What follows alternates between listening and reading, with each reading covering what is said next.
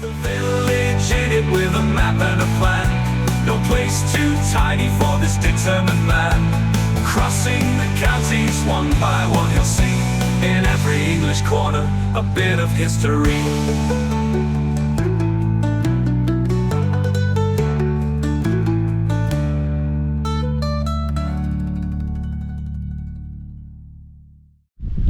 Hello folks, welcome back to Bedford for the last episode this week. Now this one's a tale of two villages which have combined together to form one parish, and they both have churches. Right behind me there you can see the magnificent church belonging, or once belonging, to the village of Chellington.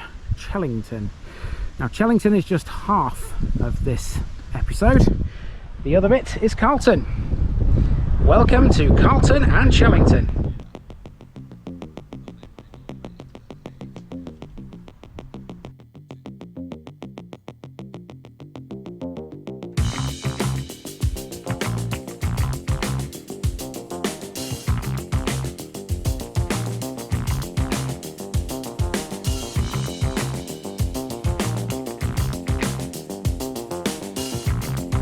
Carlton and Chellington, Free Peasants Farm and Chelwyn's Farm.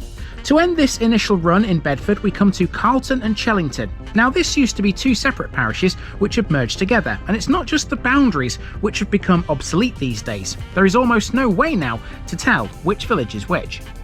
That's because modern 20th century infilling has glued them together, so much so that now they are one and the same community.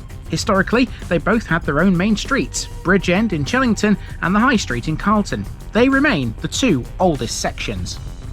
Joining them you have the Moor and the Causeway, two further roads that form a rectangular shape around the entire place. Most of the rectangle sports the main features of the parish, including a post office and a general store, and two pubs called the Royal Oak and the Fox. Both villages had their own churches. Chellington's, though, is now not used for religious purposes, but it still has a use. Carlton's is still going. Both churches are located a ways away from the central rectangle, but there are reasons for that, as we will discover. Carlton and Chellington Parish also features another community, one that has its own story to tell.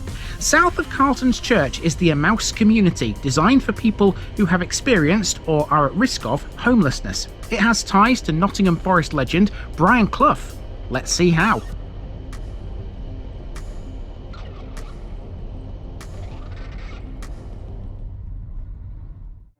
Here's how Carlton and Chellington appeared on the map in 1900, and as you can see, they were separate parishes. The boundary ran down Bridgend in Chellington. That means most of what we'll see in this episode is actually in Carlton, but Chellington has its own story. These two villages were agricultural communities reliant on the huge swathes of land around them. Some of that land was once occupied by medieval villages, most notably the now lost village of Chellington, which was to the east of the modern version. Only the church remains now. The villages have always been linked, and here you can see how. You can see the rectangular shape formed by the four roads that line the boundary of the place: the Moor, Bridgend, the Causeway and the High Street. Chellington was the bigger settlement back then. Marked here you can see both a public house and a post office. Now the pub that's on this map is no longer there, but there is another one that replaced it, so in effect the map is still right, it just doesn't tell you the whole story.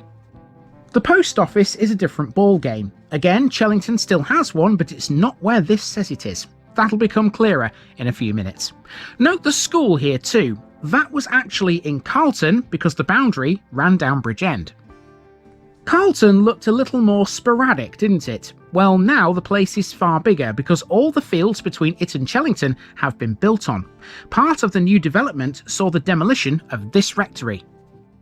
South of that you can see another inn marked. There were actually two of them here, the other one is not shown for some reason.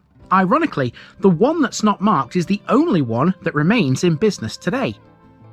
The Baptist chapel is still here too, but it's long since been closed. You can still access the churchyard though. There are many houses shown here which we'll see on our walk, including one where the Causeway meets Bridgend. That one's got a horsey theme to it, as we'll discover.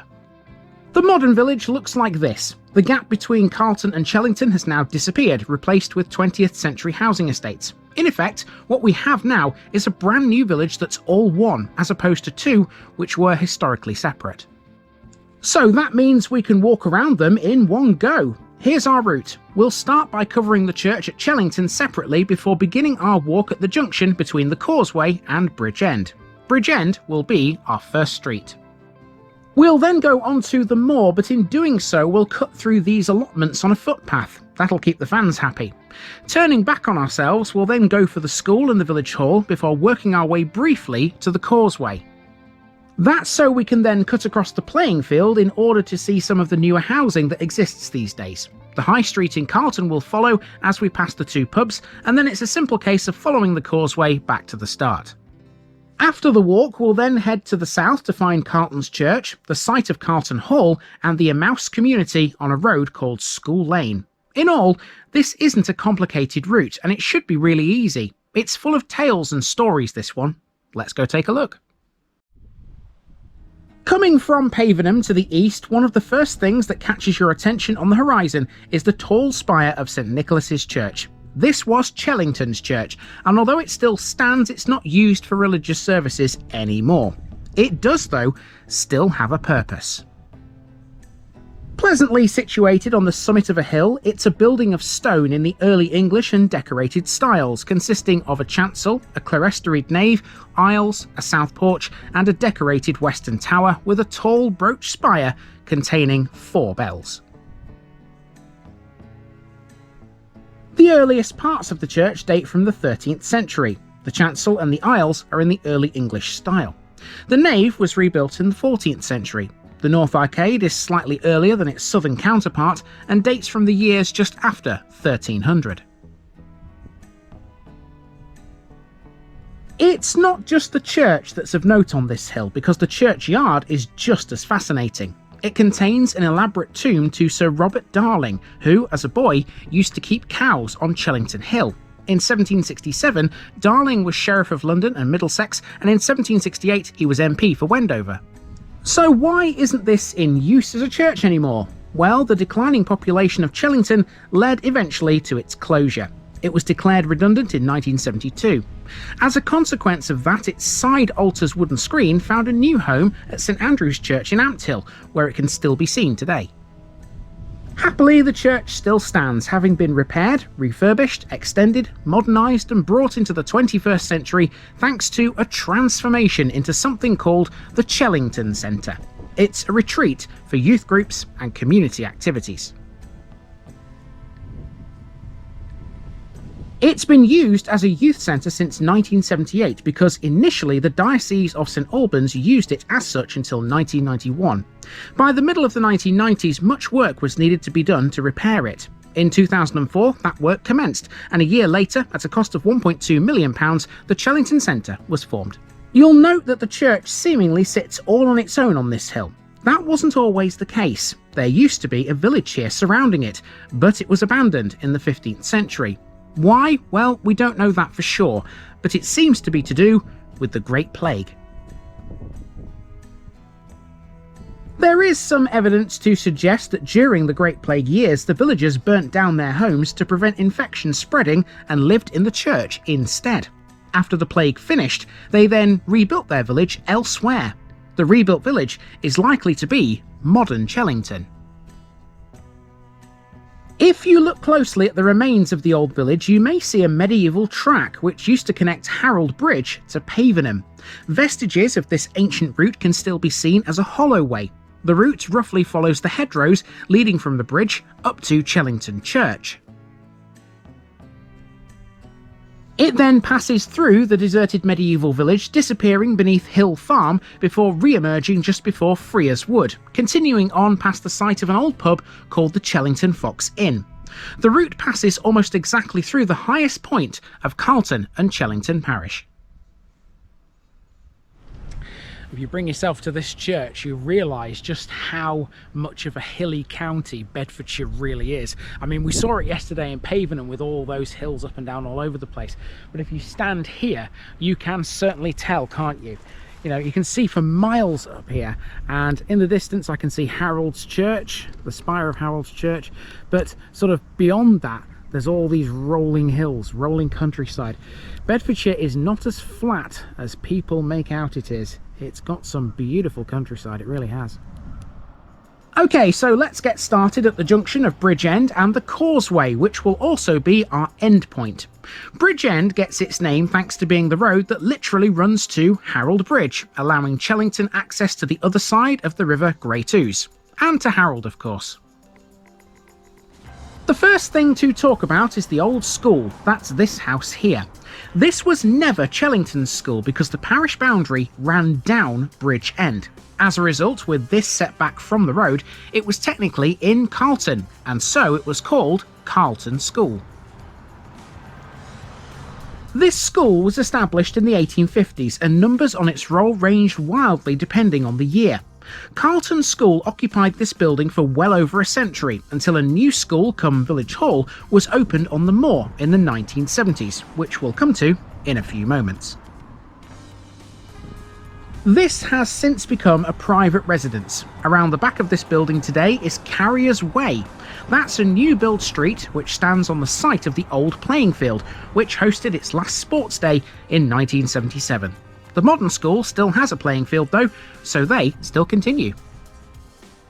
Carlton and Chellington didn't receive an official postal service until 1847. Letters came through Harrold, and the receiver in Carlton was John Whitworth, a farmer of Chellington. In 1859, a sub-post office was authorised at Carlton, and the first sub-postmaster was James Keach, a baker. He would combine the post office with a bakery at Bridge End. This building is not the old bakery though. Old OS maps tell us the post office was inside number 3 Bridge End, known as the Den to many these days. That's at the other end of this road. It would later move to number 10. At that point it was run by Christopher Crouch, a jobbing gardener. He died in 1942. 3 years prior it had moved again to number 31, which was a shop known as Crossways. Later, Bertram Wooding, who lived at number 12, bought Crossways and then sold it as a private dwelling. Number 12 would then become the post office and village stores in 1964, and it remains so today. This is actually 2 old houses which have amalgamated into a single unit as a house and a shop. The older of the 2 has a date stone of 1624, so you can tell how old this building is. Chellington may no longer have the Fox Inn, but it does have the Royal Oak. This is the only pub in Chellington now, because the others we'll encounter later on this walk are in Carlton. The Royal Oak first enters recorded history with the will of a yeoman called Richard Hood. That was made in 1695. It mentions a cottage in which he lived with his wife Edith. The cottage was not yet a pub or a beer house, but it did have an orchard adjoining it and a rood of land in Church Field. By 1763 the cottage had become a pub, but it was called the Blue Bell at that time and not the Royal Oak. You would expect, given we're talking about the 17th and 18th centuries here, that the Royal Oak would be a very old building. Instead, as you can see, it's of a 20th century red brick and slate construction. The reason for this is that the old Royal Oak burned down in 1902 and was later rebuilt. The Royal Oak was put up for sale by auction in 1913, along with 6 adjoining cottages and 10 acres of adjoining land. It was leased to Bedford brewer Jarvis & Company, who didn't stay here long. It was taken over by a rival Bedford brewer, Charles Wells, in 1917.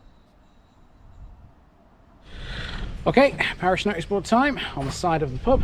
Let's sort this out. Job done. Now we're at the top of Bridge End, and this is the Grade 2 listed Chellington House, believed to date from 1670. It stands at the junction of Bridge End and the moor. In archive documents, its address was number 1 Bridge End, but since 1991, that address has been taken by a new dwelling. Its former name was the Yews, and the earliest record with this name can be found in the census of 1881, which showed a farmer called John Fairy as the owner, living here with his wife, child and 1 servant. By 1890, an Albert Horton was in occupation, and by 1894, the Hiltons were living here. Susanna and Harriet Hilton were described in 1898 as principal landowners in Pavenham, although they continued to live at the Yews in Chellington until 1902. It's likely they moved to Pavenham soon afterwards though, as they both died there, Susanna in 1913 and Harriet in 1923. From 1903, the occupant was a Baptist minister, the Reverend Edwin Gorsuch Gange. He was born in 1844 and had been minister at the Broadmead Baptist Church in Bristol for 24 years. 2 memorial windows in his memory were placed there by his son, Edwin. By 1924, the unmarried William Reginald Battams, who had previously lived with his parents at Staysmore Manor House in Carlton, was in occupation. He died in 1925, which marked the end of the Battams era in Carlton. So entered William Ferry, the elder of John's 2 sons. 1928 is the first time the name Chellington House appears in records, when Captain Franklin lived here. Sometime after that, the house was altered internally by a later occupant who was an architect. Paul Wells of the Wells Brewers family occupied the house until 2006. Opposite Chellington House is number 6 Bridgend. This is an 18th century house with extensive alterations. The date stone on it reads 1706. Traditionally, it's been occupied by families of carpenters. One such carpenter was William Rudd, who was also a wheelwright. Later, Fred Brandon lived here. He was an undertaker. Before his marriage, he had served with the Royal Engineers during World War I, and in World War II he served in the Home Guard. He was a parish councillor of Carlton and Chellington for 10 years and a church warden of St Mary's Church in Carlton. His younger son, Kenneth, became the owner of the business and the property in 1955. Although Kenneth was a carpenter by trade, leaving many examples of his handiwork in local churches, he was probably more well known as the local funeral director. He died in 2019 at the age of 90. It should be noted that this used to be a property with 2 gable ends. Historic aerial photographs showed that by the late 1940s, the building to the right-hand side seemed to be of only 1 room depth. By 1968, it had been demolished. Alterations were made to the larger remaining dwelling in 1972.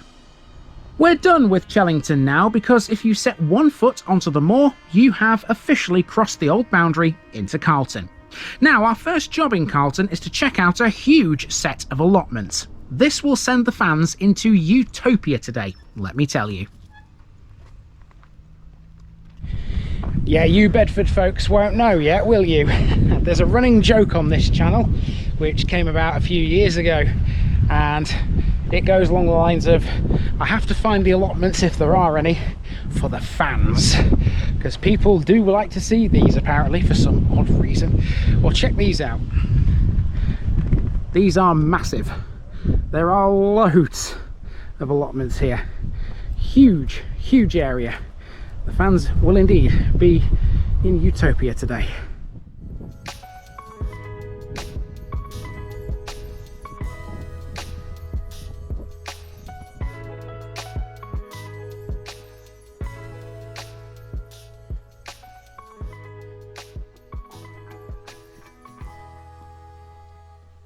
So here we are at the new school cum village hall on the moor. For a while, the old school on Bridgend operated in conjunction with a brand new school site here on the moor. This acted for a short while as an extension to the existing school. From 1975, therefore, Carlton became a split-site school. There were 2 classes at the moor and 2 at Bridgend. The moor site had a new kitchen, and so the Bridgend children walked down to the moor site every dinner time. The moor site would later gain a swimming pool. Before that, Robinson Pool in Bedford itself was used by the children here.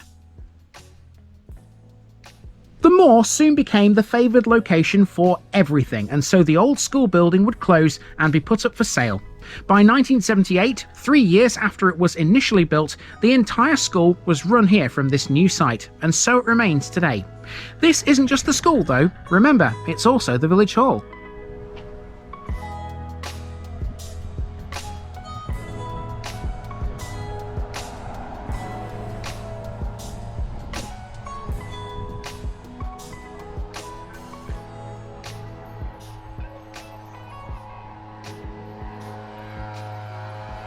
What we've done now is use a footpath that links the moor to the causeway, and by doing that we've ended up at the playing field. It's a fair old size, this one. The locals know it as Carlton Park, and its main entrance is off Rectory Close. It features a playground, a small basketball court, a football pitch, and a 1.5 metre long slide. It also features one of the main landmarks of Carlton, its giant oak tree. Let's cross this towards the moor again, so that we can join the high street, where most of Carlton's best bits can be found. On the old maps we saw at the beginning of the video, the area between Carlton and Chellington was mostly fields. These days it's all been infilled with 20th century housing estates. Streets like Rectory Close, Carrier's Way, Street Close and Beebe Way are all less than 70 years old. Carlton and Chellington have always been, though, historically laid out in a rectangular road pattern. Bridgend and the High Street were always the main thoroughfares through each village, with the moor and the causeway making up the rectangle's other sides.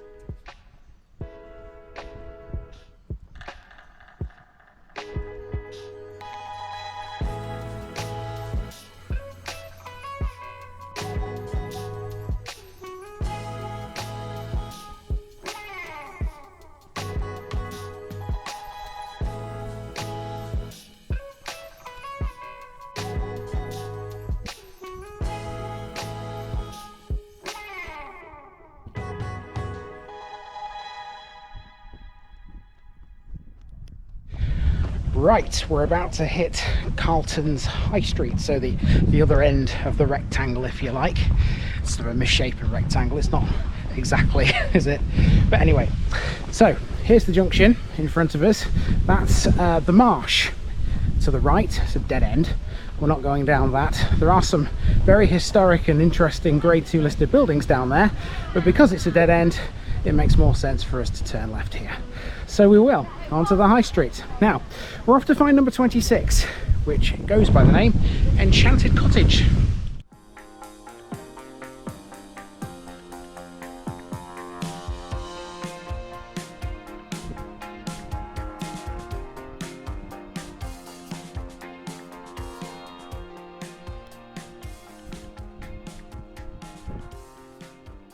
The development of Carlton began principally in the High Street, which was nearest to both the church and the manor house. As such, it's where most of the oldest houses are to be found today. Here's one such house, known today as Enchanted Cottage. It's number 26. This is semi-detached to number 24 in an L shape, but brickworks and roofworks reveal that there was once another cottage between them, forming an L-shaped terrace. That terrace consisted of 4 cottages altogether. It's always interesting to see how things have changed. Here we have a former pub called the Angel. It's a 17th century building originally, but it has had a few alterations and extensions over the years. The earliest records of the place date back to 1702, when it was associated with the Rudds. At that time, it was known as Queen Anne Cottage. It became 2 cottages in 1726, and a separate maltings were added by 1824. The first record of the Angel being licensed as a pub dates from 1834, but it may have been used for that purpose before then. In 1805, the Northampton Mercury refers to an auction being held at the Angel Inn, Carlton. However, it is wholly possible there were 2 different properties with the same name, or that it closed for a time between 1805 and 1834. Trade directories of 1839 and 1847 give the occupant as Thomas Isles, who was a publican and a baker. The bakery was almost certainly next door. In 1876, the occupier was William Rudd and the owner William Ferguson of Milton Ernest. By 1891, it was owned by Hipwell and Company of Olney and became a tied house occupied by Thomas Jarvis. From 1903 until 1910, the landlord was William Smith. A later tenant, Charles Litchfield, supplemented the income from the pub by running a transport company from the large stone barn that then belonged to the Angel. He ran buses in competition with the already well-established Franklin's bus service.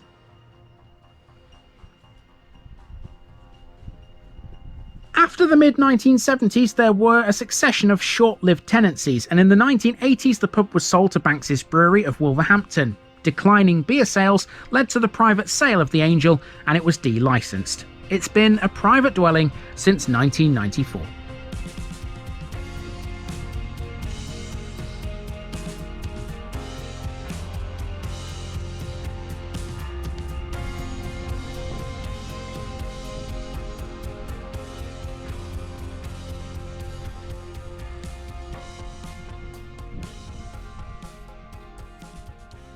The Fox, though, is still going. This is at number 35 High Street. The present pub began life as a farmhouse, and it's first referred to in a document from 1732. Interestingly, that same document called the High Street Carlton Street or Moor End Street. How names change, eh? By 1768 it was still a farmhouse, but soon afterwards it had been converted into a pub by or in association with Alan Church and or William White. The records aren't clear, but at least that tells us the names of the first two occupants of the Fox after its conversion. The Fox was owned for most of the 19th century by a successful family of Brewsters, the Lord family of Olney, but from 1876 to 1891 the owners were Hipwell & Company. After that it was Charles Wells Limited. The name of this pub is also of interest because it's linked to the other Fox Inn. At the coming of enclosure at the beginning of the 19th century, a new main road was created through Chellington, signalling the end of the old track between Harrold Bridge and Pavenham. That would have severely curtailed business at the Chellington Fox Inn, and so the Lords opened a new one.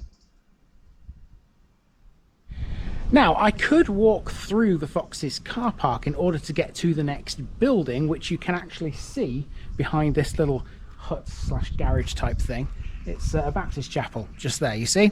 However, there's something between here and there if we go around onto the causeway. It's a little memorial garden. Up the causeway we go now, and next we find the Memorial Park. In addition to this, there are two other sets of memorials in Carlton, one in St Mary's Church and the other in the foyer of Carlton Village Hall. They both carry the same number of names for both World Wars. Next we have the Baptist Chapel. In 1672, a farm in Carlton belonging to Gideon Fisher was licensed for congregational worship. It was one of the very few places licensed for worship in Bedfordshire at that time and was isolated from the rest of the village. Eventually, in 1760, meetings were able to move away from the barn at Fisher's farm to a new chapel on the causeway. It was built on land purchased from the Bithreys, who lived at Fisher's farm. In the 18th century, the original Georgian building seated 600 to 700 people. A man called Moses Beebe was the minister of the chapel between 1913 and his death in 1952. Many years elapsed before a new minister was appointed, and so numbers at Carlton Chapel declined, as they did in churches everywhere. By 1994, therefore, it had taken the decision to amalgamate with the old Harrold Evangelical Church to form the Grace Baptist Church, which we saw on Monday. It's housed in the old Mission Hall in Harrold High Street. Services in Carlton Chapel were reduced to just one a month. By the early 2000s, worship at Carlton ceased and the chapel was sold. It was converted to a private residence. Baptists from both villages still worship in Harrold today. Deceased members of the Baptist community had been buried in the churchyards of local churches. By 1830, though, Carlton's Baptists had acquired land for their own burial ground next to this chapel. The earliest graves in here date from 1830, and the last burial was made in 1991. When the chapel was sold, ownership of this burial ground was transferred to Carlton Parish Council.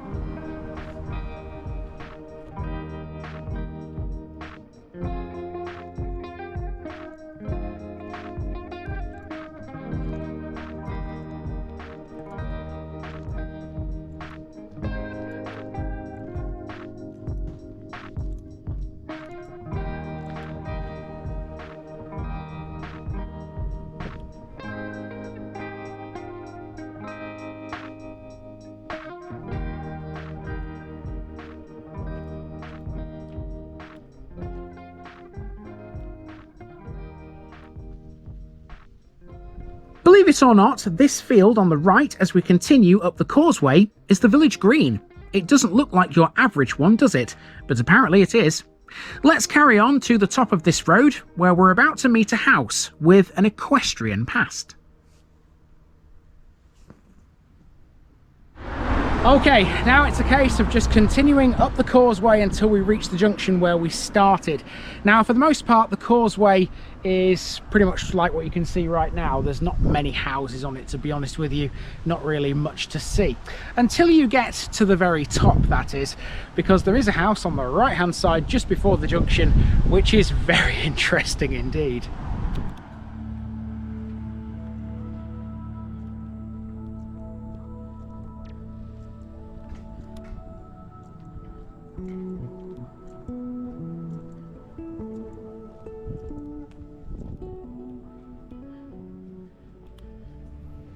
This is Jeddah House, a considerable 19th century building deemed of local interest, and here's why. It's a well-known story among the older inhabitants of Carlton that a former butcher called Frank Skevington made a lot of money through gambling on horses. Jeddah House exists thanks to that. He placed a bet on a horse called Jeddah who was running in the 1898 Derby. It wasn't fancied, the odds were 100 to 1, but despite that it won, and so did Frank. He and his wife Mary subsequently lived in Jeddah House, named after the horse. This house is distinguished by having a weathercock in the form of a racehorse on the former stable block and a memorial plaque with the inscription "Won on the Turf." Frank died in 1915, aged 65, but Mary lived on to the age of 89, dying in 1936. Their only child, Edith, continued to live in Jeddah House until 1973. All three are commemorated in the churchyard at St Mary's in Carlton. Jeddah House has since been extended and modified now, and the old stable building is now residential. Okay, we are back on the causeway. No, we're not, we're on Bridgend. You know, I've been walking around for that long, I forgot which roads are which. But then again, I've been doing this all morning, so, you know, it does get to you after a while. We're back on Bridgend after walking up the causeway. We're not quite done with this episode just yet. We now need to go down the causeway in the other direction to find Carlton's Church, the site of Carlton Hall, and something called the Emmaus Village. Carlton's Church of St Mary is a long way out of the village to the south, just like Chellington's is to the north. This is much older than St Nicholas's though. In fact, the experts date this one back to 950 AD, more than 100 years before the Norman conquest, and therefore it's of Saxon origin. The bowl of the font here is Norman in character and dates from 1130. It's decorated with an early form of the Green Man motif in which grotesque heads and fleur-de-lis and scrolls are intermixed. The rope moulding around the upper part was damaged during Oliver Cromwell's time. Early masonry remains in the chancel and the tower, which may date from the latter part of the 11th or early 12th century. The tower is built of small flat stones like the chancel, but set in level courses. The same thing is to be seen in the tower of St Peter's Church in Bedford, also of a similar date. At some time in the 14th century, a chamber with a lean-to roof was built at the southwest corner against the tower and the wall of the south aisle. This was probably a priest's house, and the remains of a chimney can be seen outside at first floor level. The pointed chancel arch is very plain and of irregular shape, consisting of two chamfered orders which die into the walls. It too is perhaps of the 14th century. The rood screen, with 5 divisions of tracery, which would have supported a loft, is thought to be 15th century. Also a ways away from the village are the remains of Carlton Hall, which can be described as a moated enclosure. The monument includes the well-defined remains of a medieval moat with a 16th or maybe 17th century dovecote on its central island. The moated site is thought to mark the site of a park keeper's house dating to around 1312. Carlton Hall itself, which no longer stands, was a 16th century farmhouse which was built on or around the moated site. The exact site of Carlton Hall is unknown. The Reynolds family acquired Carlton Hall in the 1650s and stayed here until 1736, but despite that it's actually doubtful if the Reynolds ever lived in Carlton. We know they were present in Harrold because they lived at the mansion there. Carlton Hall was later sold to the executors of the Duke of Kent in 1764. By 1910, Lord Lucas owned much of the land in Carlton. The Lucas family sold its estates in Carlton, Harrold and Turvey, including land associated with the former Carlton Hall Manor. Now this last thing is, I think, one of the most interesting landmarks we've ever seen. Welcome to the Emmaus Village, located along a road called School Lane. The Emmaus Village is a community which includes a busy cafe and restaurant, a furniture repair workshop and second-hand shops. Also situated on the Emmaus site is Carlton Squash Club, a community-run club that offers 2 courts for both squash and racquetball. The courts were opened in 1980 by the former football manager Brian Clough, who himself was a keen squash player. So what exactly is the Emmaus Village? Well, let's explain, but to do that we first have to go back to 1857. We are currently on the site of a school, but it wasn't your normal run-of-the-mill primary or secondary. This was the Bedfordshire Reformatory School for boys. Despite the name, it was for boys from all over the country. Its location at that time was actually part of Turvey prior to parish boundary changes in April 1948. It was built on land owned by Mr. T.C. Higgins of Turvey House, the chairman of the quarter sessions and leading proponent of the scheme. So what did it do? Well, the premises were certified to accommodate 70 boys aged 13 to 15 who were committed by magistrates for a period of at least 4 years. It was primarily a farm school, with the boys being trained in agricultural work. From 1902 to 1924, the premises were improved and enlarged so that 115 boys could be accommodated. In 1911, it changed its name to the Carlton Reformatory School. Activities, as well as farming, soon expanded to include gardening, carpentry, engineering, and baking. The boys would often openly rebel against their treatment by staff. Indeed, the press widely publicised several incidents. Some of their accusations were justified, and the ensuing reports resulted in the recommendation of changes in the approved school system. This led in 1973 to the school becoming a community home with education under the control of Bedfordshire County Council. The majority of the original buildings were demolished at this time and further reconstruction took place. The school, though, would close for good in the early 1980s. In 1984, St Margaret's Special School moved here from Great Gadsden in Hertfordshire, occupying the site until 1998. 3 years later, it too disappeared because in 2001 it became the site of the Emmaus Village, where the ethos of support and training still lives on. The Emmaus Village is designed for people who have experienced or have been at risk of homelessness. This is a place where they can enjoy companionship and support. In short, it offers them a home. Each person has their own bedroom whilst living in this community. In fact, with 42 rooms, this is the biggest homeless accommodation provider in Bedford Borough. When a companion wants to move on, they are assisted in finding accommodation and work too. The Emmaus Village is open to all. It's well worth coming here to have a look at the shops. And so ends our first week in Bedford. That area has been absolutely amazing. When I first looked at the map, I thought these 5 didn't have much of anything, to be honest. How wrong I was about that. It's wonderful to see the histories of these places come to life. I'll be back to Bedford again soon, but it won't be this year. Stick around though if you're new, because you never know, even when I'm far away from Bedfordshire, I could still end up somewhere you know. See you soon, everyone.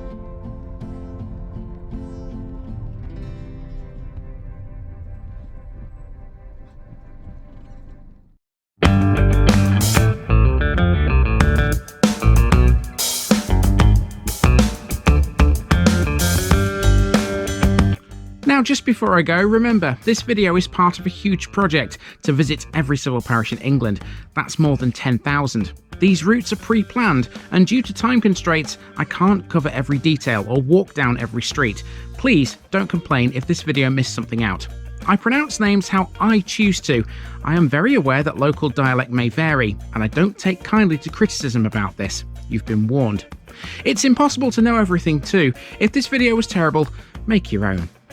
If you're a regular watcher of The Village Idiot, you're not the only one. If you've got a small business, why not use my videos to advertise it? Leave a comment below if you're interested. And finally, thanks for watching this episode, everybody. Give us a like and a subscribe if you've enjoyed this episode, and share it with your friends and relatives. It all helps to keep this mission going. Until next time, I've been Andy, also known as The Village Idiot, and I'm out.